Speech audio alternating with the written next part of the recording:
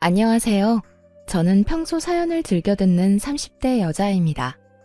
제 이야기는 다른 이야기처럼 이혼을 하게 된 이야기는 아니고요. 평소 저를 무시하고 괴롭히던 시누이와 형님에게 속 시원하게 복수한 이야기를 해보려고 사연을 쓰게 되었습니다. 도대체 시누이와 형님에게 무슨 일을 어떻게 당했길래 두 사람에게 복수를 하게 되었는지 한번 들어보실래요? 남편과 전 결혼한 지 2년이 된 부부였어요. 남편에겐 형과 누나가 있었는데 시숙은 장가를 갔고 시누이는 아직 시집을 안 간 상태였죠. 처음 결혼을 했을 땐 시누이와 형님의 사이가 썩 좋아 보이지 않았는데 곁에서 지켜보는 제가 긴장이 될 정도로 둘 다 서로에게 지려고 하지 않더라고요. 옳게. 사람을 봤으면 인사를 해야 할 거 아니야? 아까 인사했는데 형님이 못 들으셨나 보네요. 내가 대답이 없으면 앞에 와서 눈을 마주치고 다시 인사를 해야 할 거 아니야. 굳이 그렇게까지 해야 한다고요? 그냥 형님이 진작 인사를 잘 들으셨으면 됐잖아요. 바로 뒤에서 인사했는데 그걸 못 들었으면 형님이 일부러 안 들으려고 노력한 거 아닌가요? 아니 옳게. 무슨 말을 그렇게 해? 내가 옳게 트집이나 잡으려고 일부러 인사를 안 받기라도 했다는 거야? 그렇잖아요. 제가 이 집에 살금살금 기어들어온 것도 아니고 문 여닫고 저 왔다고 어머님께도 인사드리고 동서한테도 인사하고 그러고 나서 형님께도 인사드렸는데 그걸 못 들었다고 이렇게 트집을 잡으시니 당연히 일부러 그랬다는 생각이 들지 않겠어요? 난 정말 못 들었다니까. 옳게는 꼭 이러더라. 사람을 이상하게 몰고 가서 나만 잘못한 것처럼 만들고 이렇게 상황 몰고 가면 통쾌해? 막 신나 죽겠어? 제가 상황을 그렇게 만드는 게 아니라 형님이 상황을 그렇게 만드는 거겠죠. 어떻게 하면 저한테 한 소리 할 수 있을까 싶어서 이런 상황을 만들어내잖아요. 이렇듯 두 사람은 인사 문제로도 서로 못 잡아먹어서 안달이 난 사람처럼 굴었고 이 싸움의 끝은 항상 서로를 잡아먹을 듯 노려보며 끝이 나곤 했죠. 상황이 이렇다 보니 전 시댁에 갈 때마다 두 사람의 사이에서 눈치를 살피느라 바쁠 수밖에 없었어요. 그러던 어느 날 시댁에 가져다 줄 것이 있어서 시댁에 가게 되었는데 시누이와 형님이 집에 있는 것이 아니겠어요? 시댁에 함께 살고 있던 시누이야 그렇다 치더라도 형님까지 있으니 또 싸우는 건 아닌가 싶어 저도 모르게 긴장이 다 되더라고요. 두 사람의 눈치를 살피고 있으니 아니나 다를까 티격태격한다 싶더니 결국 또 언성을 높이며 싸우기 시작했어요.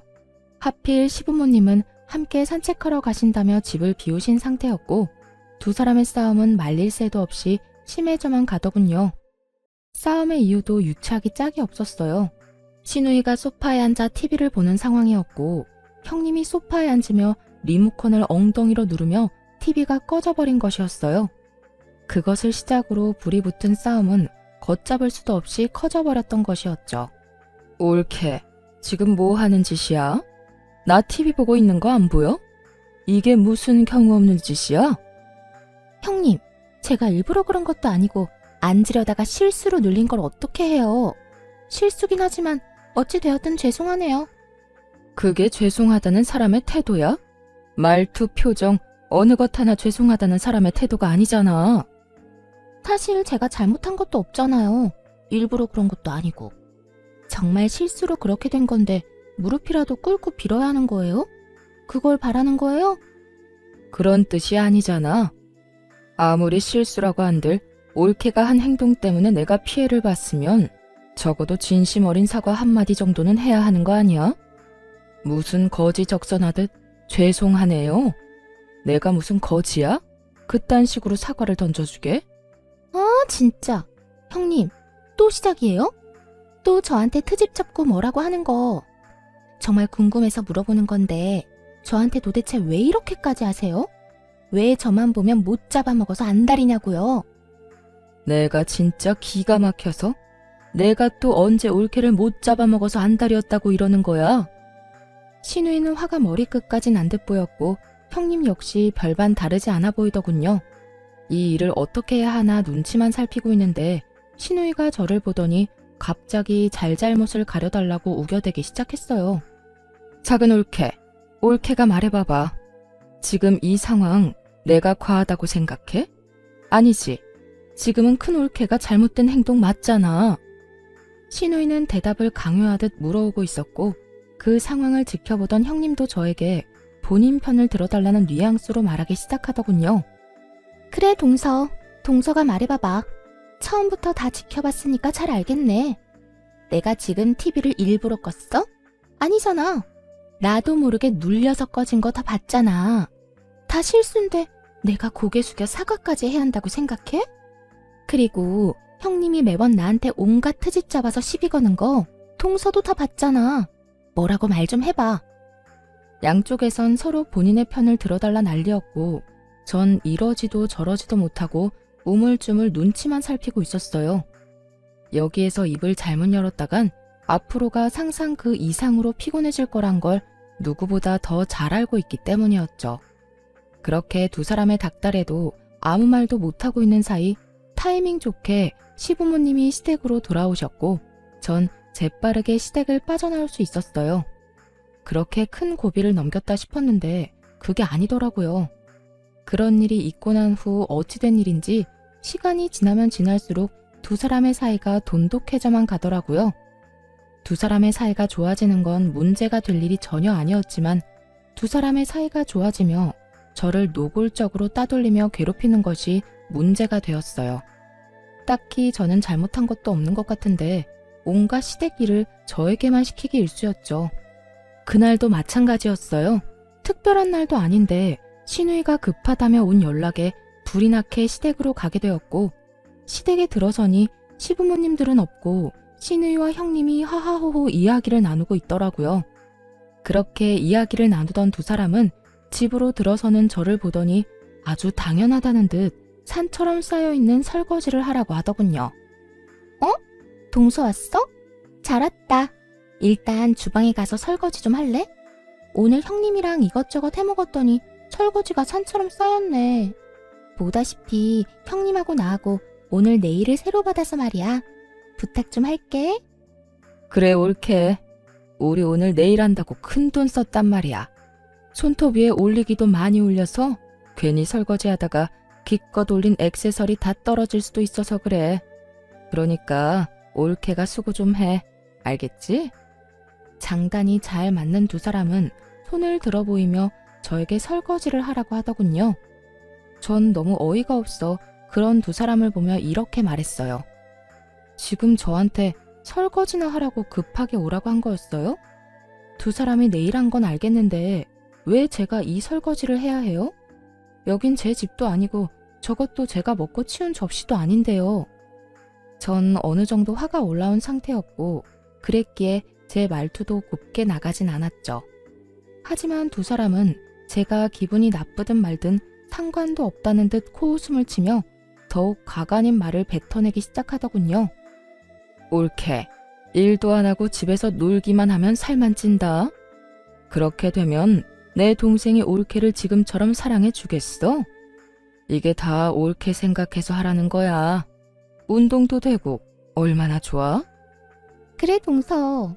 내가 아버님, 어머님 오시면 동서가 와서 설거지 다 해줬다고 꼭 말할게. 그러면 점수도 딸 수 있잖아. 여러모로 다 동서한테 좋은 일인데 왜 그렇게 화를 내고 그래? 그리고 보다시피 우리가 네일을 받아서 하고 싶어도 못하는 상황이라니까. 기가 막히고 코가 막히는 노릇이었죠. 저만 집에서 노는 것이 아니라 형님도 결혼을 하며 집에서 놀고 있었고 시누이 역시 얼마 전 회사를 때려치우고 시댁에 얹혀 살며 놀고 있으면서 저에게 저딴 말이나 하고 있으니 그저 열불이 나는 상황이었죠. 보란듯이 반짝이는 손가락을 흔들어대는 두 사람을 보며 면전에다 침이라도 한껏 뱉어주고 싶은 심정이었어요. 누군 네일을 안 해본 것도 아니고 붙인 것이 많아 신경이 쓰이면 고무장갑을 끼면 되는 일 아닌가요? 더는 참고 인내하며 사이좋게 지낼 마음이 사라져버렸고 그대로 주방에서 고무장갑을 가지고 와 두 사람에게 한 짝씩 나누어주며 이렇게 말했습니다. 그렇게 네일한 게 신경 쓰이면 이 고무장갑 한 짝씩 끼고 사이좋게 하세요. 그러면 다 해결되지 않겠어요? 뭐야? 옳게. 지금 손윗사람한테 이게 뭐 하는 짓이야? 우리가 엄연히 동서보다 집안 서열이 높은데 우리가 하라고 하면 해야 할 것 아니야? 두 형님들 잘 들으세요. 아무리 손아랫 사람이라도 이런 식으로 부려먹는 경우는 없어요. 저는요, 이딴 일은 할 생각 없으니까 알아서 하고 다음부턴 이런 일로 사람 오라가라 하지도 마세요. 전 노발대발하는 두 사람을 뒤로한 채 집으로 와버렸고 이 일이 시발점이 되어 두 사람은 저를 더 악랄하게 괴롭히기 시작하더군요. 한 번은 이런 일도 있었어요. 당시 전 자전거를 타고 다녔는데 시댁에 끌고 갔던 제 자전거 바퀴에 시누이와 형님이 구멍을 내다 들키는 일도 있었어요. 그걸 발견한 저는 남편을 불러다 모든 사실을 말하며 화를 냈고 남편은 그 자리에서 시누이와 형님께 화를 내는 일도 있었죠. 누나, 이게 다 무슨 짓이야? 이게 얼마나 위험한 짓인 줄 몰라서 그래? 형수님도 그래요. 이게 다 무슨 짓이에요? 요즘 초등학생도 이렇게는 안 해요. 이러다 사고라도 나면 어쩌려고 이런 거예요? 서방님, 아니에요. 저흰 아무 짓도 안 했다고요. 그저 바퀴에 바람이 빠진 것 같길래 그냥 살펴보던 중이었다고요. 그래, 우리 억울해. 우리가 미쳤다고 그런 짓을 하겠어? 큰올케 말대로 우린 그저 바퀴에 바람이 빠진 것 같아서 살펴보고 있었던 것뿐이라고. 두 사람은 제가 봤는데도 불구하고 절대 아니라며 발뺌하기 바빴고 제가 본 것을 증명할 일이 없었기에 남편은 다시 이런 짓을 한다면 가만두지 않겠다며 확실하게 못 받고 이 일을 넘겨버렸죠. 진짜 이번엔 그냥 넘어가는데 다시 한번 이러면 나 가만히 안 있어. 누나고 형수님이고 가만두지 않을 거라고. 그러니까 앞으로는 우리 집사람 괴롭히지 마. 저 역시 화는 났지만 그 짧은 순간에 송곳은 어디로 치워버렸는지 보이지도 않아 그냥 넘기게 되었습니다. 그 뒤로도 두 사람은 저를 못 잡아먹어서 안달이었고 여러 일들이 일어나는 가운데 그 두 사람이 결정적으로 가까워진 이유를 알게 되었어요. 그 이유는 앞전에 두 사람이 심하게 싸운 날 제가 누구의 편도 들지 않고 그 자리를 빠져나간 것을 얄밉게 생각한 형님이 노처녀 시누이에게 남자를 소개시켜주며 시누이와 가까워졌던 것이었어요. 그렇게 가까워진 두 사람은 제 욕을 하며 사이가 더욱 돈독해진 것이었죠. 거기에다 시누이에게 형님 친정 부모님의 회사에 낙하산으로 취직 자리까지 알아봐준다고 하는 바람에 시누이는 그저 형님 바라기가 되었던 상황이 돼버린 것이었어요. 당시 저희 부모님도 사업을 하고 있었던 터라 가만히 있던 저와 더 비교가 돼버리며 그 괴롭힘은 정말 더욱 치사해지더군요. 그러던 어느 날 시누이가 결국 형님의 친정회사에 입사를 하게 되었다는 소식과 함께 형님 역시 그 회사에 일을 하게 되었다는 소식을 듣게 되었어요.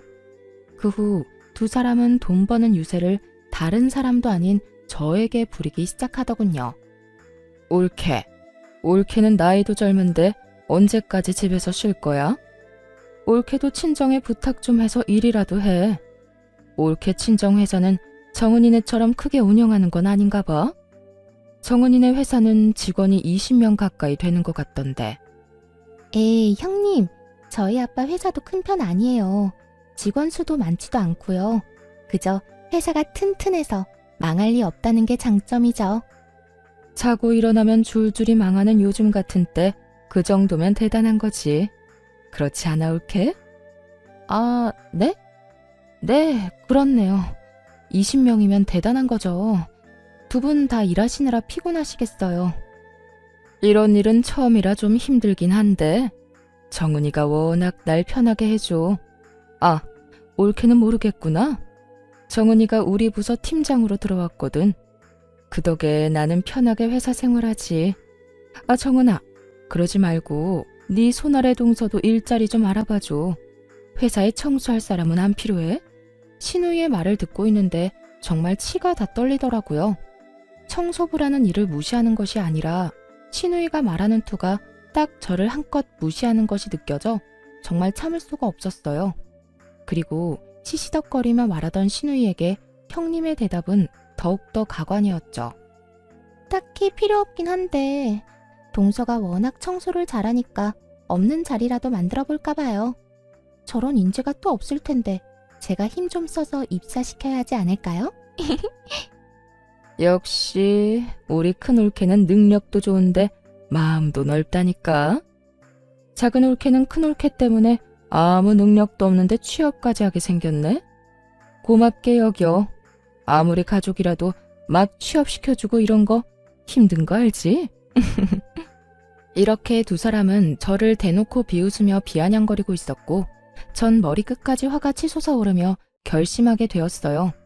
그 잘난 부모 능력으로 두 사람을 좀 눌러주기로 말이죠.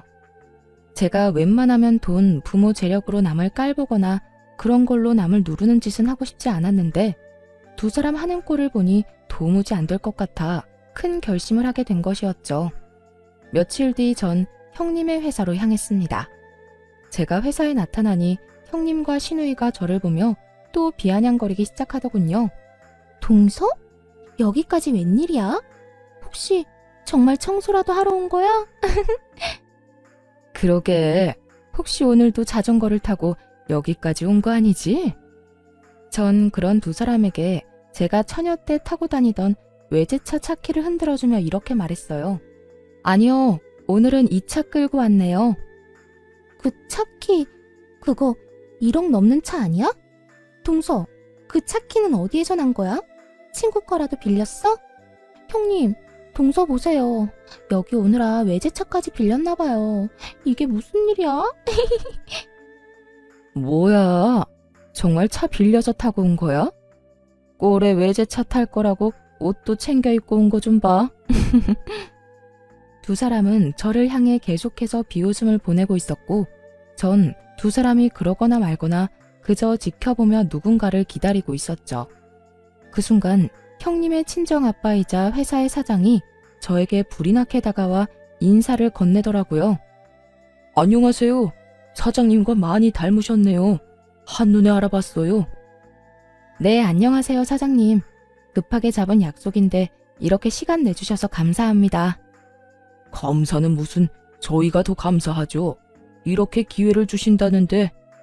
이렇듯 정답게 인사를 나누는 와중에 신우와 형님은 이게 무슨 일인가 싶어 눈을 동그랗게 뜨고 저를 바라보더라고요. 평소 저를 그렇게나 무시했는데 회사 사장님과 이렇게 대화를 나누니 적잖게 놀란 눈치였죠. 전 그런 두 사람에게 모든 사실을 알려주기로 했어요. 아, 내가 말 안 했어요? 이번에 회사에 큰 계약할 수도 있다고 했던 회사가 저희 아빠 회사예요.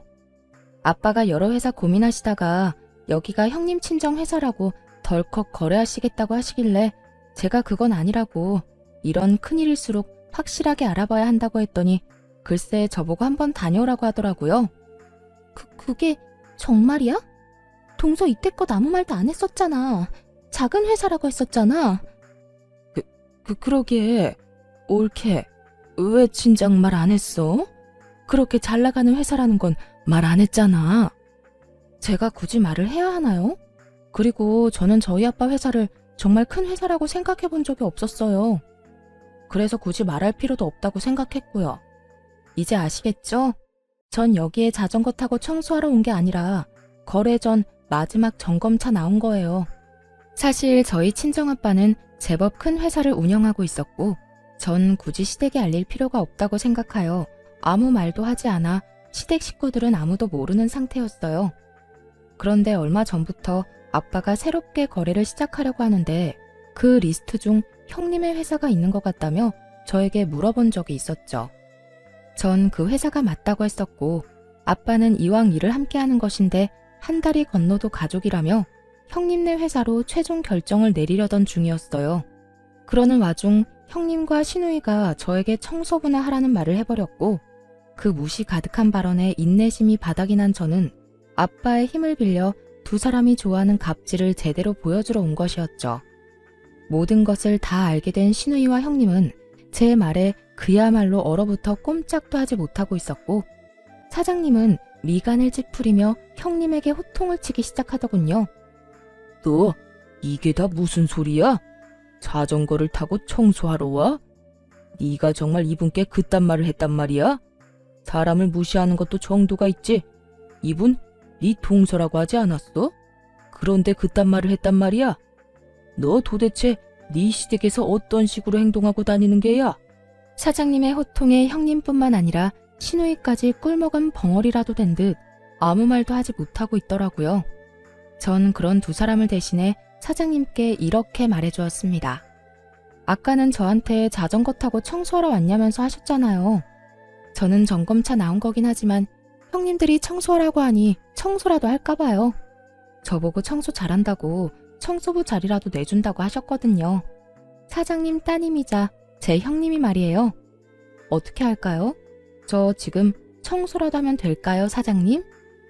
제 말에 형님의 아빠는 목부터 얼굴까지 빨갛게 달아오른 모습으로 고함을 지르며 저에게 사과를 하라고 했고, 형님은 악다구니를 쓰며 싫다고 하더군요. 너 당장 사과드리지 못해? 이게 무슨 망신이야?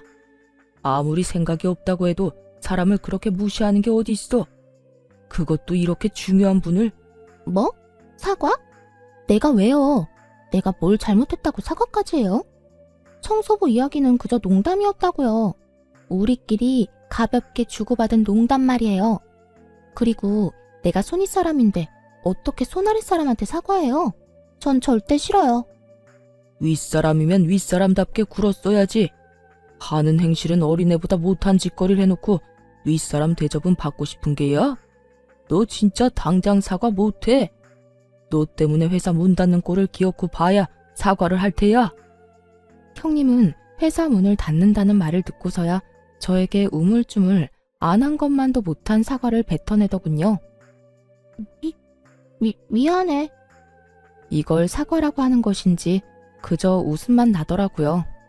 전 형님의 사과 앞에 비웃음을 날려주며 말했어요. 아니요, 됐어요. 전 그딴 진심이라고는 없는 사과 받고 싶진 않네요. 그것도 사과라고 하는 건지 도대체 알 수가 없네요. 이번엔 형님의 얼굴이 빨갛게 달아오르고 있었고, 형님의 아빠인 사장님은 제 눈치를 살핀다 싶더니 형님에게 이렇게 말하더군요. 네 입으로 지은 죄 네 몸으로 갚아. 앞으로 한 달 동안 우리 회사 말고 저쪽 회사로 가서 계단 청소라도 해서 용서를 구해. 뭐라고요? 나한테 지금 청소를 하라고 한 거예요? 그것도 동선의 회사 계단 청소를요? 그래, 여기 너 말고 잘못한 사람이 또 있어? 왜 저한테만 그러세요? 청소 이야기는 형님도 같이 했다고요.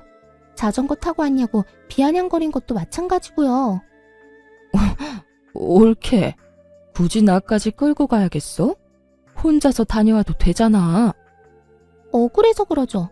하기는 같이 했는데 왜 저만 이 꼴을 당해야 하냐고요. 형님도 같이 가서 같이 계단 청소해요. 옳게. 정말 이럴 거야? 왜요? 내가 틀린 말 했어요? 입으로 같이 지은 죄 같이 갚아야 할 것 아니에요. 형님의 물귀신 작전 때문에 시누이까지 꼼짝없이 저희 회사로 출퇴근하며 계단 청소를 하게 되었고, 한 달 동안 두 사람은 저희 회사 곳곳을 다니며 청소를 해주었어요. 그렇게 마지막 날이 되었고, 두 사람은 일이 끝나자마자 저희 집으로 득달같이 찾아왔더군요. 두 사람은 오는 길에 싸우기라도 한 듯 사이가 좋지 않아 보였는데 저희 집에 들어오면서도 싸우고 있더라고요. 옳게. 진짜 너무하는 거 알아? 어차피 피할 수 없는 청소 혼자 했으면 됐지. 꼭 거기에서 나까지 끌어들여야 했어? 이게 뭐야? 온몸에 땀 냄새에 손에 주부습진 오기 직전이라고. 내가 뭐 틀린 말 했어요? 형님도 동서 괴롭힌 거 맞잖아요. 난 그저 동서가 얄밉다고 한 것뿐인데 신나서 동서 괴롭히기 시작한 건 형님이잖아요.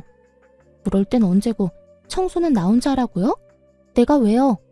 청소를 빠져야 할 사람은 형님이 아니라 저였다고요. 뭐? 너 진짜 말 다 했어? 그래, 말 다 했다. 어쩔 건데, 어쩔 거냐고. 감정이 극에 달해버린 두 사람은 반말까지 하며 싸우기 시작했고, 결국 폭발해버린 시누이가 형님의 머리를 향해 손을 뻗으며 더 큰 싸움이 시작되었어요.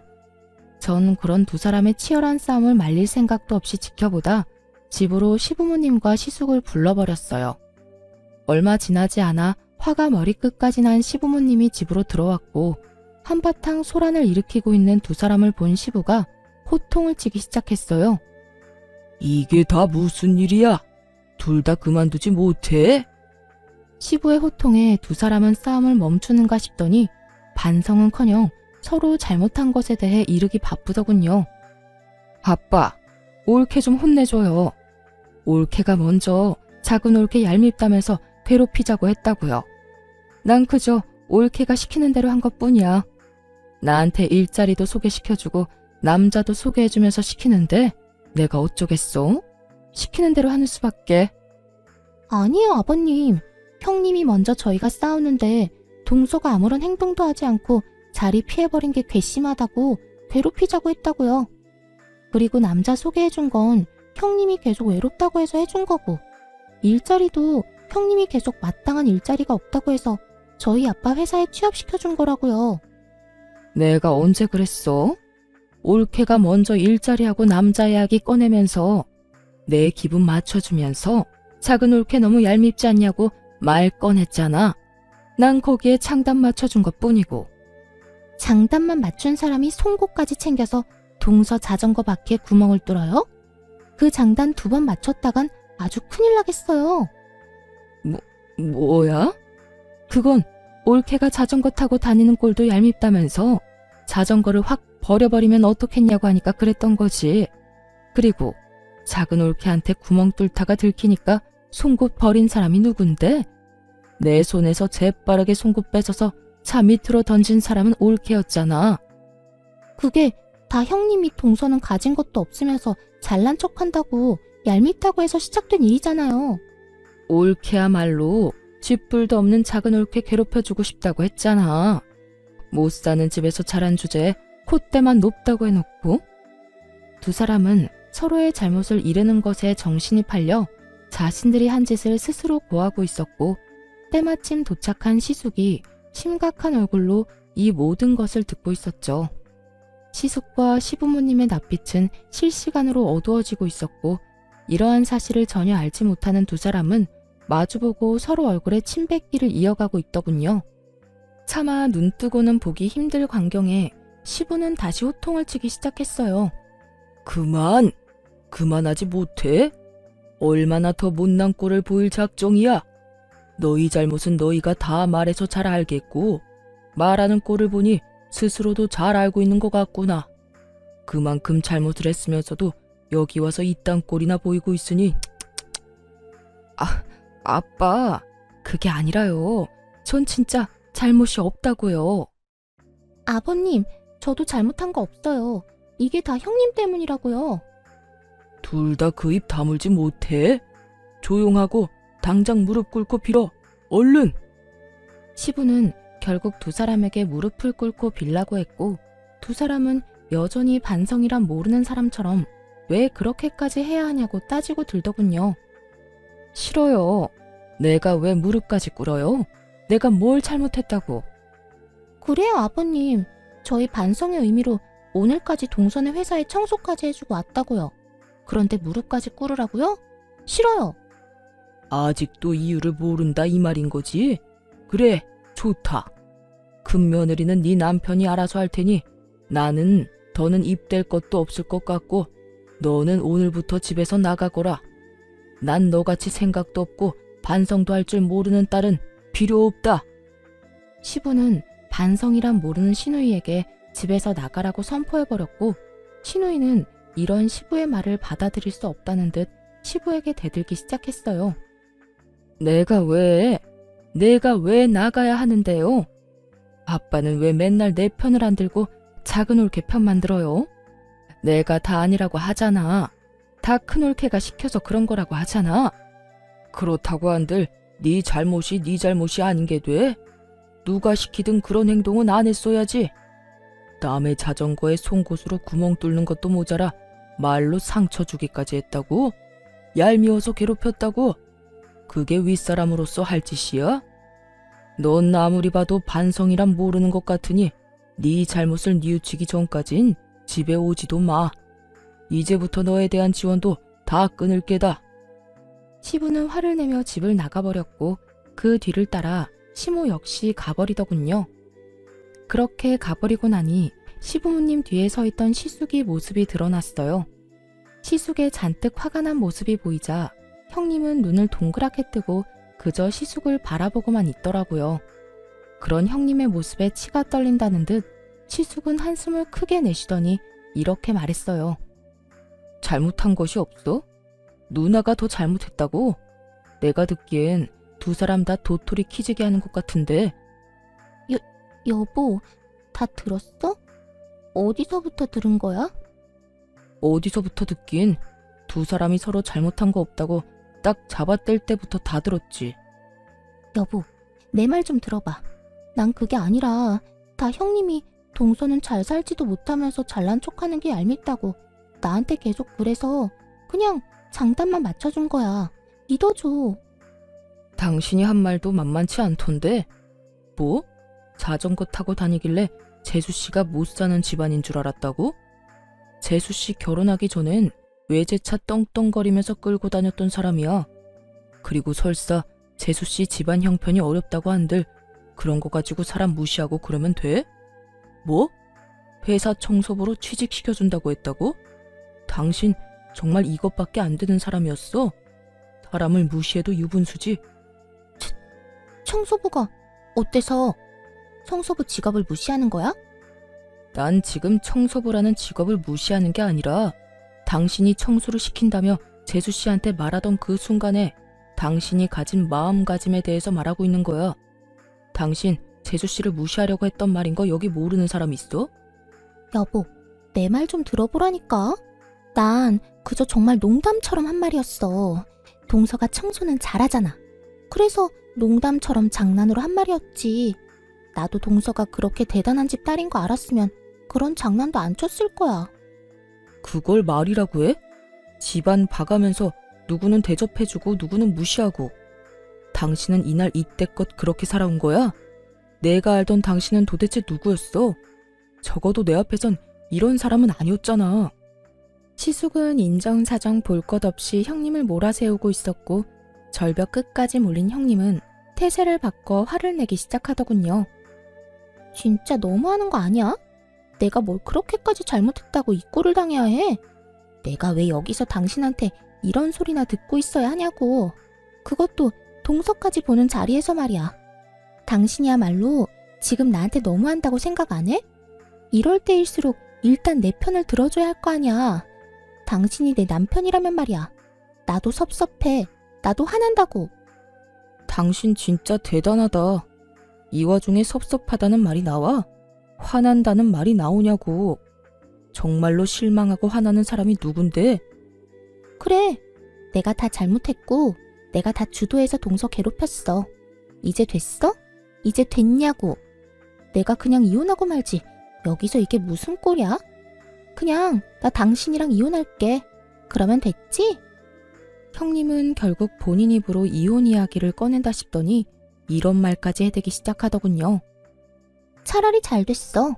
생각보다 아빠 회사 일이 적성에도 맞던데 이혼하고 일만 하면서 살지 뭐. 아빠가 월급도 넉넉하게 줄 거니까 깨끗하게 이혼하고 그 돈이나 펑펑 쓰면서 살면 되겠네. 그래, 차라리 잘 됐다. 너 따위가 내 아이의 엄마가 될 수도 있다고 상상하니 끔찍할 지경이니까 임신이라도 되기 전에 얼른 깔끔하게 이혼하자. 그래, 나도 바라던 바야. 그러면 협의 이혼하는 걸로 알고 가볼게. 더는 이딴 곳에 있고 싶지도 않으니까. 그렇게 형님의 이혼을 확정하며 나가려는 순간 전 형님의 뒤통수에 대고 이렇게 말해주었습니다. 아, 형님, 그러면 이제 가족도 뭣도 아닌데 계약은 없던 일로 할게요. 애초에 형님 회사랑 계약하려고 했던 가장 큰 이유가 가족이기 때문이었거든요. 그런데 이제 이혼한다고 스스로 말했으니 계약 진행할 필요가 없어졌잖아요. 그 순간 형님은 움찔하는가 싶더니 저를 보며 이렇게 말하더라고요. 마음대로 해봐 어디. 동선에 도움 없어도 우리 회사 잘 먹고 잘 살 수 있거든? 누구네 회사 손해가 더 큰지 어디 한번 지켜보자고. 형님은 끝까지 큰 소리를 떵떵 치며 자리를 떠나버렸고 그제야 상황의 심각성을 깨달은 신우이가 제 앞에 무릎을 꿇고 앉아 빌기 시작하더군요. 그런데 손이 발이 되게 빌면서도 뻔뻔함은 절대 잃지 못하는 신우였어요. 올케, 큰 올케도 저렇게 이혼해버리면 나 또 백수 돼. 그러면 난 언제 돈 모아서 언제 시집가? 그러니까 이왕 이렇게 된 김에 나 올케네 회사에 취업 좀 시켜줘. 뭐라고요? 지금 저한테 취업을 시켜달라고 했어요? 여기 나 취업시켜줄 수 있는 사람이 올케 말고 또 있어? 그러지 말고 나 취업 좀 시켜줘. 말이야 바른 말이라고. 올케가 나랑 큰 올케한테 갑질하는 바람에 오늘 이런 일이 다 일어난 거 아니야. 지금 일어나는 모든 일에 큰 올케랑 내 잘못도 있지만 작은 올케 잘못도 있다는 그 말이지. 그러니까 나 취업 좀 시켜줘. 보아하니 친정 회사도 엄청나게 잘 나가던데 내 자리 하나쯤 알아봐주는 거 일도 아니잖아. 나 집에서도 쫓겨나고 일자리마저 없으면 진짜 오갈 데도 없다고. 내가 갑질하게 만든 사람이 누군데 이제 와서 누구 탓을 하는지 모르겠네. 형님, 기억 안 나요? 형님들이 짝짝꿍이 맞아서 저를 틈만 나면 괴롭혔던 거. 형님 같으면 나한테 그딴 짓인 한 사람을 취업시켜주고 싶겠어요? 제발 정신 좀 차리세요. 그 정신머리로 어디 취업이나 하겠어요? 형님, 그렇게 살면 시집도 못 가요. 혹시나 가더라도 금방 이혼당한다고요. 전 정신이 나가버린 것 같은 신우이에게 그간 신우가 저에게 했던 행실들을 말해주며 단호하게 한 소리 해주었고 제 말에 기분이 상해버린 신우이는 자리에서 벌떡 일어나더니 삿대질까지 해대며 화를 내기 시작하더군요. 뭐야? 너 지금 말 다 했어? 잘난 거 하나 없는 게 부모 하나 잘난 거 믿고 큰 소리 치는 꼴이라니. 내가 진짜 뭐 취업을 못해서 너한테 이러고 있는 줄 알아? 나도 마음만 먹으면 취업할 수 있거든. 하여튼 두 옳게 하는 꼴이 아주 가관이네 가관이야. 신우이는 말도 안 되는 말을 바른 말이라고 하며 짓거리고 있었고 그런 신우이의 한마디 한마디가 다 골이 아픈 시숙이 신우이를 끌고 집으로 돌아가 버리더군요. 그렇게 한 차례 폭풍이 지나가고 난 후 전 제가 말한 대로 아빠와 상의해 계약을 없던 일로 해버렸어요. 제 이야기를 들은 아빠 역시 그딴 집안에 도움이 될 일은 조금이라도 하고 싶지 않다고 하며 연을 끊어버렸고 저희와 계약이 틀어져 버린 형님 회사는 몇 년치의 일이 다 끊겨버린 상황이 되어버렸죠. 형님은 시숙과 이혼을 하게 되며 친정으로 돌아갔지만 그대로 친정 대문도 넘지 못하고 쫓겨났고 오갈 데가 사라지자 저에게 찾아와 울고불고하며 매달리기 시작하더군요. 동서, 내가 다 잘못했어. 내가 이렇게 빌 테니까 제발 일만 계속 진행하면 안 될까? 나 이혼까지 해서 오갈 데도 없는데 회사에서도 쫓겨나고 집에서도 쫓겨났어. 돈도 땡전 한 푼 없이 쫓겨났다고. 이렇게 울고불고 매달리는 형님을 보는데 웃기지도 않더라고요. 저에게 사과 한마디가 하기 싫어 이혼까지 할 때는 언제고 이제 와서 이렇게 눈물까지 보이며 용서를 구하니 진심처럼 느껴지지도 않았고요. 이제 와서 이런다고 한들 제 마음이 돌아설 것 같아요. 방금 말한 대로 이제 나랑 가족도 뭐도 아닌데 더욱 거래를 이어나갈 필요가 없죠. 그러니까 여기서 이러지 말고 당장 나가주세요. 동서, 그렇게 딱 잘라 말하지 말고 우리가 그래도 한때는 가족이었잖아. 그 정을 생각해서라도 제발. 저한테는 애초에 가족 간의 정 같은 건 없어서 남은 정 따위도 없네요. 그러니까 나가주세요. 형님은 이러한 제 말에도 꿈쩍도 하지 않고 계속 눈물을 흘리며 빌고 있었고 그런 형님의 모습에 참고 또 참던 남편이 폭발해 한마디 하기 시작했어요. 내가 웬만하면 집사람이 아무 말도 하지 말라고 해서 참으려고 했는데 도저히 참을 수가 없네요. 그쪽이 내 와이프한테 한 짓이 있는데 이제 와서 이런다고 뭐가 달라집니까? 양심이란 게 없어요. 도대체 얼마나 얼굴에 철판을 깔았으면 부끄러운 줄도 모르고 여기 와서 눈물을 흘리고 있어요. 그렇게 우리 집사람이 만만해요?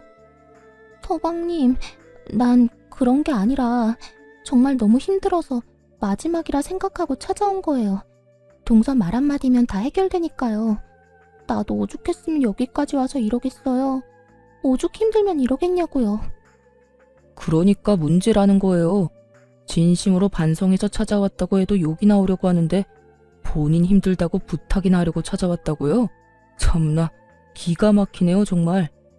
내가 경고하는데 다신 찾아오지 마세요. 다시 찾아오면 내가 진짜 가만히 있지 않을 겁니다. 서방님, 저 진짜 반성도 하고 있어요. 정말이라고요. 그러니까 동서 좀 설득해 주세요. 누구 보고 계속 서방님이라고 하는 겁니까?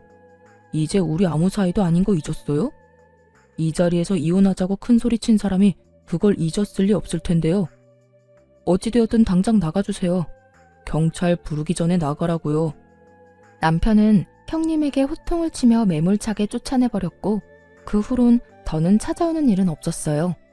그리고 남은 한 사람, 신우 역시 쫓겨난 건 매 한 가지였습니다. 그간 시부모님이 없는 동안 저에게 어떻게 했는지부터 자전거 사건까지 다 알아버린 시부모님은 그날 바로 너 같은 자식은 필요 없다며 쫓아내버렸다고 하더군요. 그나마 있던 돈을 포함해 카드까지 왕창 긁어왔던 신우이는 집 얻을 돈도 없어 그 나이에 고시원이나 전전하며 급히 일자리를 찾고 있다고 하더군요. 일이 마무리되고 난 후 남편은 진심으로 저에게 사과를 해왔고 저는 남편이 잘못한 일이 아니라며 미안해하는 남편을 달래주었어요. 여보, 정말 미안해.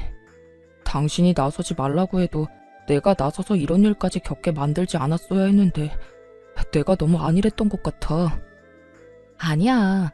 당신 잘못한 거 하나도 없다니까. 내가 참을만 하니까 참았던 거고 더는 참지 못한 상황이라 내가 직접 해결한 거야. 당신은 충분히 당신 역할 해줬고 난 그걸로 만족하고 충분히 고마워하고 있어. 앞으로 내가 더 잘할게. 이번에 당신 상처받은 거 내가 살면서 기억도 나지 않을 만큼 행복하게 해줄 거야. 이렇듯 부부관계엔 전혀 문제없이 일을 잘 마무리하게 되었고 전 여전히 남편과 함께 잘 지내고 있습니다.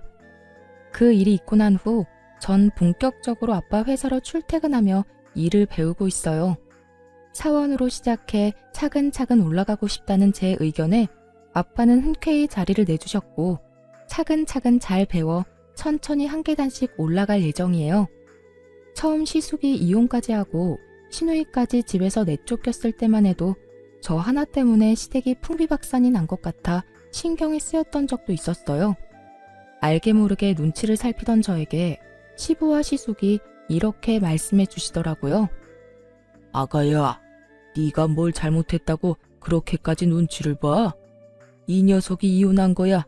자기 마누라가 잘못해서 이혼한 거고 내가 내 딸 내쫓은 거야. 내 딸이 잘못해서 내쫓은 건데 그런 거 가지고 계속 네가 눈치 보면 우리가 더 미안해진단다. 그래요, 재수씨. 요즘 만날 때마다 재수씨가 괜히 우리 눈치 살피면서 말도 잘 안 하고 해서 우리가 더 미안해지려고 해요. 재수씨, 내가 이혼한 거나 누나가 쫓겨난 거는 다 두 사람이 잘못해서 일어난 일이지 재수씨의 잘못은 하나도 없다고요. 그저 우리가 이런 일이 일어나기 전에 신경 쓰지 못한 게 미안할 따름이에요. 그래, 아가. 이런 일이 일어나고 나니 우리가 너무 집안에 무심했다 싶더구나. 네 마음고생이 심했겠단 생각도 들고 말이야. 우리가 참 미안하구나. 우리가 앞으로는 더 많이 신경 쓸 테니 너도 그만 눈치 보고 예전처럼 편하게 웃으면서 잘 지내보자꾸나.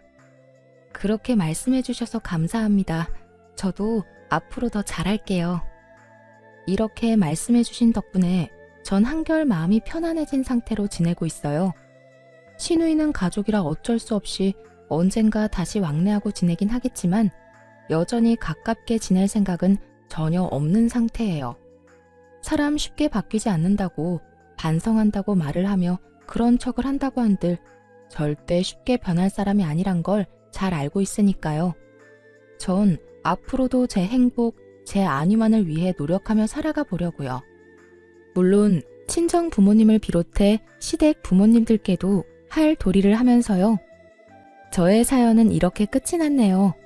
제가 시댁일을 겪으며 깨달은 점이 있는데요. 한없이 참고 살라고 하던 예전과는 달리 요즘에 참고 살면 호구된다였어요. 아무리 시댁 식구라고 한들, 아무리 저보다 손윗 사람이라고 한들 아닌 건 아니라고 똑 부러지게 말할 수 있는 용기 있는 삶을 살아가 보자고요. 저와 비슷한 상황에 부딪힌 많은 기혼자분을 응원하며 저는 이만 물러가 볼게요. 긴 사연 함께 해주신 모든 분 감사합니다.